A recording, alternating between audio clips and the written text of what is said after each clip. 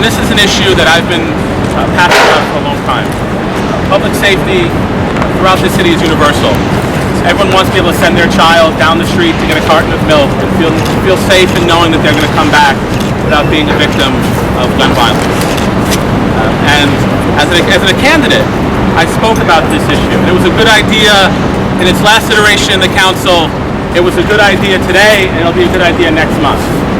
There's a saying goes, information is power.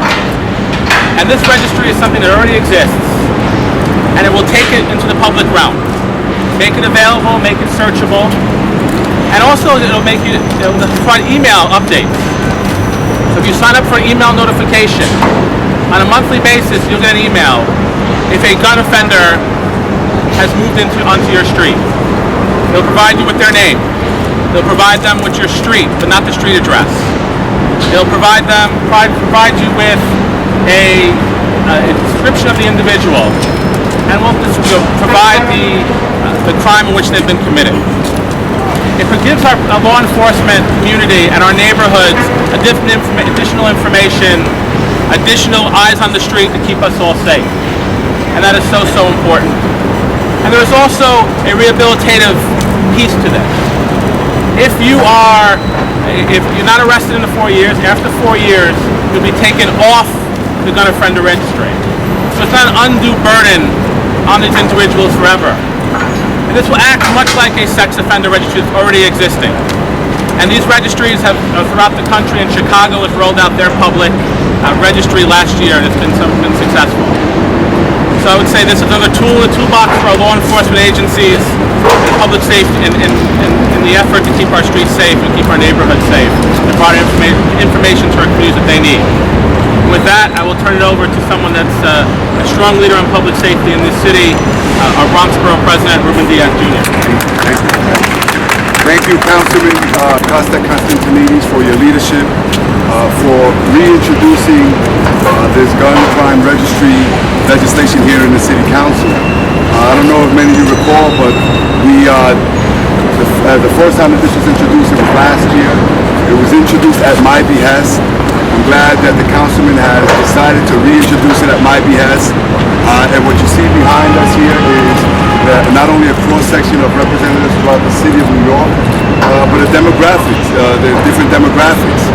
And I think that the reason why it's so important for us to come at this moment in time to reintroduce this piece of legislation is because while we are dealing with so many of our societal woes, not just here in the city of New York or in the nation, particularly with Staten Island and Wisconsin, what we want people to know is that even though there may be a reduction in stop and frisk in the city of New York, even though there's been a lot of media attention as to how our men and women of law enforcement go about doing their jobs, if you are a criminal, if you are someone who is convicted of a gun crime, you will not have cover based on what's happening citywide and nationwide.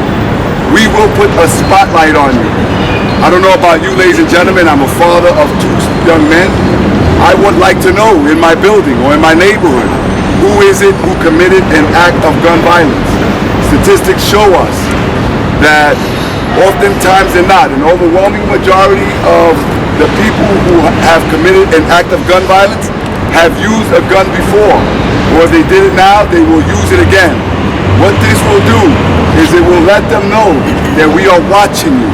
It will let them know that we will make sure that everyone realizes that you are capable of doing something with a gun again.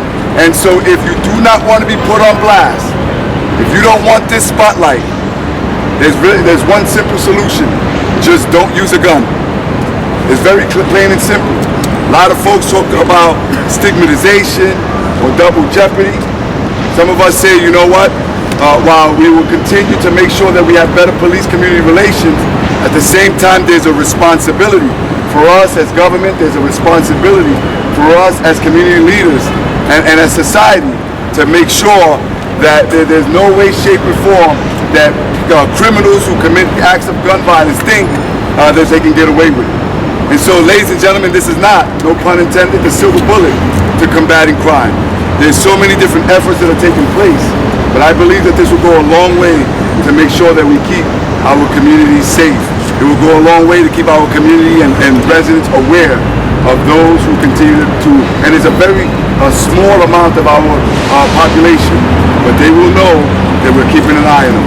En el español le quiero decir que le quiero dar las gracias a mi colega en el gobierno, Costa Constantinides.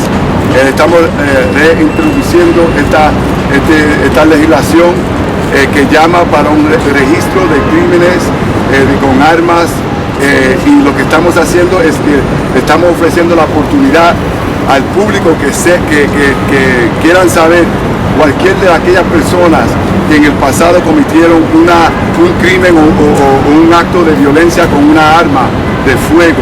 Le estamos diciendo que no se pueden esconder, que le vamos a hacer su identificación públicamente, y aquellas personas que se creen que por cualquier razón esto no debe ser, nosotros simplemente le decimos que no cometan un acto de crimen con un fuego de arma.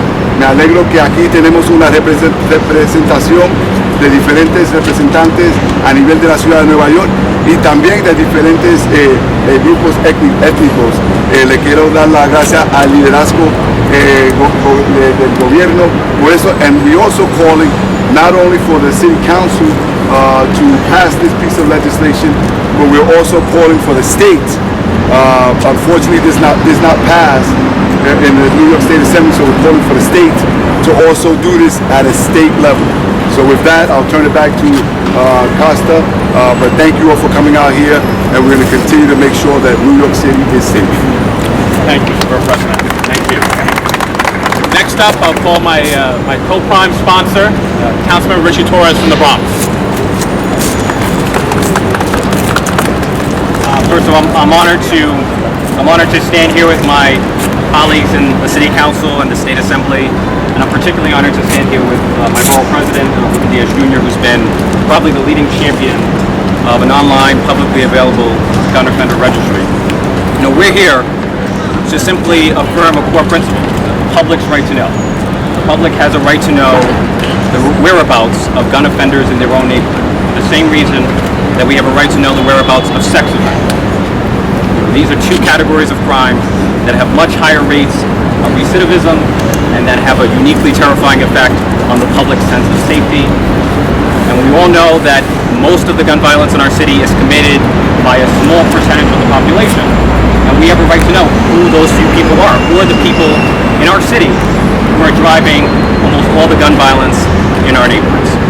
So I see the gun offender registry as a tool for raising awareness about one of the most serious problems in our society, and as a tool for equipping people with information so that they can be more effective eyes and ears on the ground. This is about transparency, this is about civic engagement, and that's why I'm proud to support this bill. Thank you so much.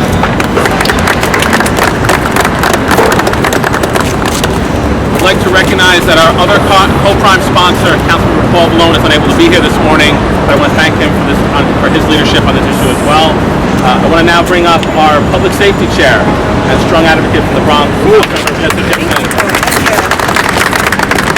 Good morning, ladies and gentlemen. I want to thank all of you for being here. I want to thank my distinguished colleagues for joining in this collective effort. I want to first recognize and thank my incredible and amazing Borough President, Ruben Diaz Jr., for his tireless efforts and his continuous partnership to eradicate gun violence throughout the Bronx and the city of New York. I want to thank my colleagues, my lead sponsors, Council Members Costa Constantinides, Paul Malone, and Ritchie Torres for recognizing that this legislation is an important first step. I also thank all of my colleagues in the council as well as our advocacy groups that do so much each and every day on the ground to fight against gun crime and violence across our city. As the chair of public safety, it is important to recognize that to achieve true public safety, we must educate and empower all New Yorkers with knowledge so they can make better informed decisions about themselves and their families, so they can improve their quality of life. This gun offender registry will serve to do just that, to allow all New Yorkers with an opportunity to understand and know who in their community are being convicted of possessing guns. We know in this city of New York we have major challenges around crime, and in my borough, in the Bronx, we struggle and fight every single day to get guns out of the hands of the wrong people. And so this tool is going to serve to educate so many New Yorkers about residents in their community that may be possessing guns. And that will go a long way.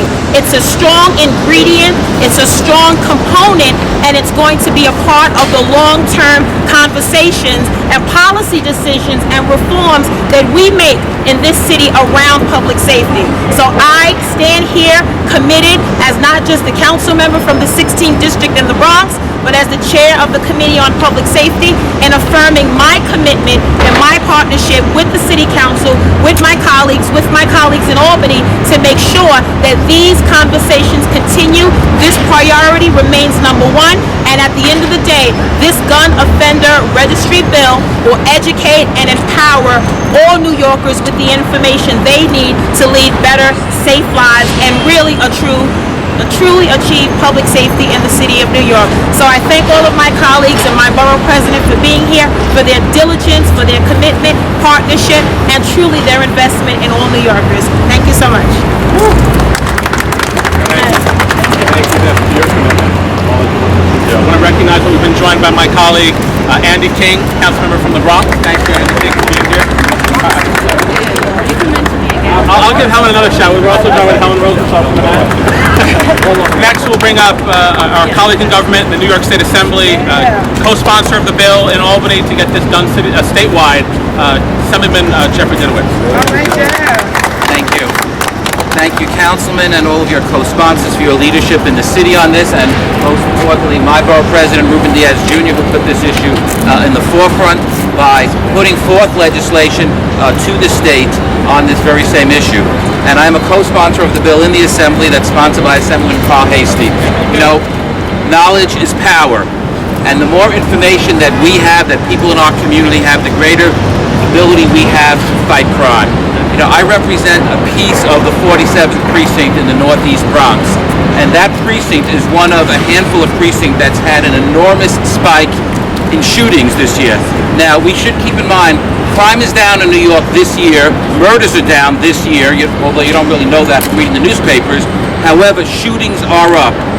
This legislation, both on the city level and the state level, is one of many tools that we need to reduce gun violence. And by the way, this is not a bill that people who consider themselves pro-gun should oppose. This is legislation that people on both sides of that issue should be in favor of. We have a lot of registries in New York City and New York State on a whole wide array of issues, and we do not have one for guns. Having this registry will inevitably help us fight crime, reduce shootings, save lives, and that's why I'm proud to stand here with all of my colleagues in government in support of this legislation, and hope that as well we can do something and pass the legislation on the state level in the coming legislative session. Thank you all.